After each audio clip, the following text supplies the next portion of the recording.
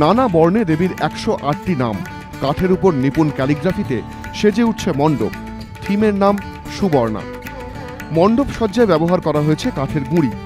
ABP আনন্দ superstar বনাম মেগাস্টারের লড়াইয়ে hall of fame সম্মান পাচ্ছে বেহালা আদর্শ পল্লী। দ্বীপের আলোয় বাজিমাত অজেয় সংহতির পুজো মণ্ডপটি তৈরি হয়েছে প্রদীপের আদলে। তা তৈরিও হয়েছে প্রদীপ দিয়ে। রাতের আলোয় ঝলমলিয়ে উঠেছে প্রদীপ দিয়ে তৈরি সেই মণ্ডপ। প্রদীপ দিয়ে সেজে উঠেছে গোটা পুজো মণ্ডপ। প্রদীপের সংখ্যা লাখ ছুঁই ছুঁই। নতুনত্বের এই ছোঁয়া দিয়েই বাজিমাত এবিপি আনন্দের হল অফ ফেমে অজেয় সংহতি।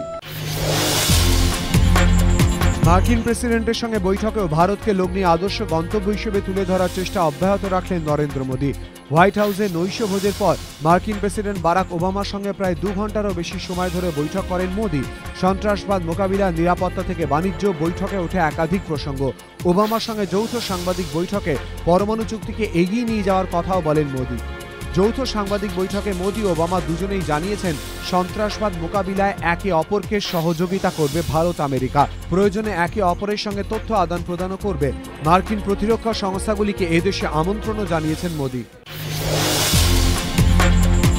সস্তা হলো পেট্রোল। লিটার প্রতি 65 পয়সা কমছে পেট্রোলের দাম। ভর্তুকিহীন রান্নার গ্যাসের সিলিন্ডারের দাম কমছে 21 টাকা।